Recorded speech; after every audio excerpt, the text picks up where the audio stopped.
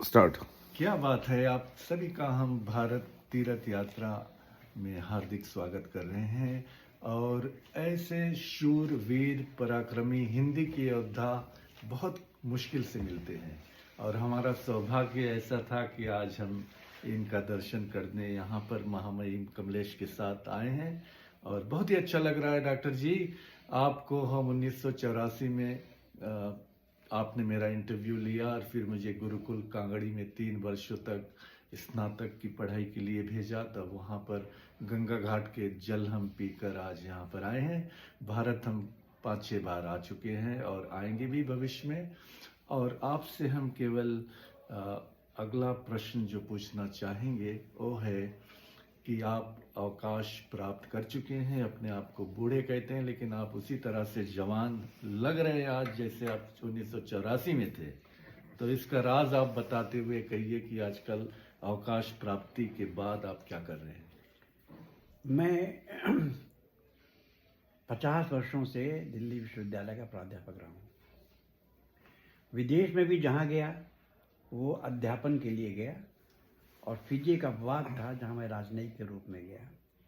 लेकिन राजनयिक होते हुए जो प्राध्यापक वृत्ति है उससे मुझे मुक्ति नहीं मिली। वहाँ भी मैंने यूएसपी में हिंदी का पाठ्यक्रम शुरू किया, लेकिन बाद की जो सरकार थी उसने ये कहकर मना कर दिया कि जो राजनयिक है वो यूनिवर्सिटी में पढ़ाएगा नहीं, उसके लिए वर्क परमिट चाहिए। उससे विशेष अंतर नहीं पड़ा।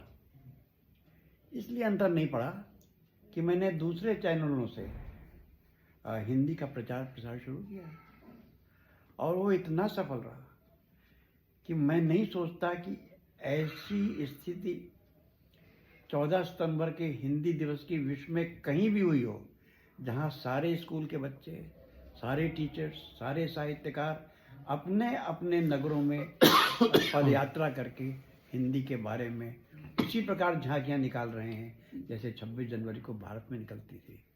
वो एक छोटा गणतंत्र दिवस की झांकी का रूप था। बस अंतर ये था कि यहाँ गणतंत्र की झांकी थी, वहाँ वो हिंदी दिवस की झांकी थी। हिंदी जो है वो भाषा है जो सारे भारतीयों को सारी दुनिया में जोड़ती है और वो बड़ा सशक्त तत्व है। मोदी जी, हमारे जो माननीय प्रधानमंत्री नरेंद्र मोदी जी हैं, इसीलिए वो मन की बात विदेश में हिंदी में करते हैं।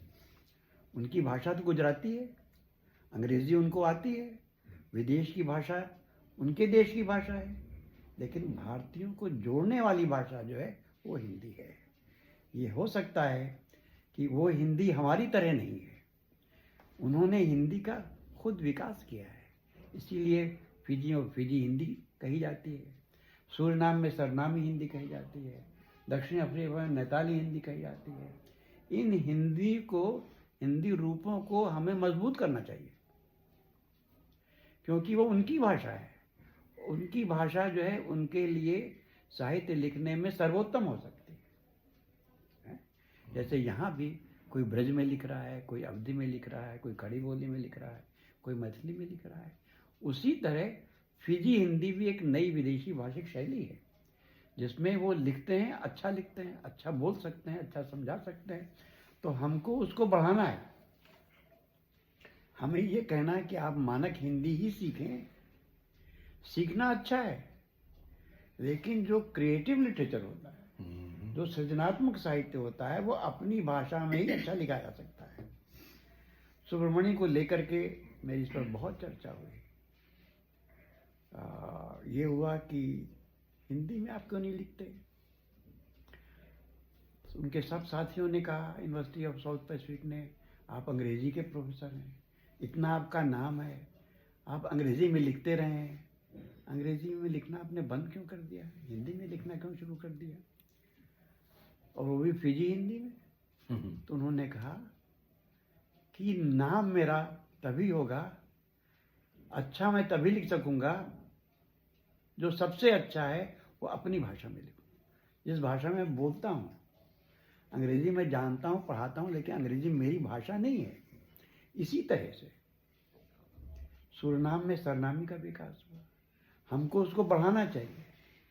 मुझे याद है जब फिजी में एक जनसभा में मैंने कहा कि फिजी हिंदी एक अच्छी भाषा है, उसमें व्याकरण की अशुद्धियाँ आपको दिखती हैं क्योंकि आप मानक हिंदी से तुलना करते हैं, जो है वो सही है, वो ग्रामेटिकली करेक्ट है, क्योंकि व्याकरण तो बाद में बनता है ना, व्याकरण के बाद भाषा नहीं बनती, भाषा के बाद व्याकरण बनता है।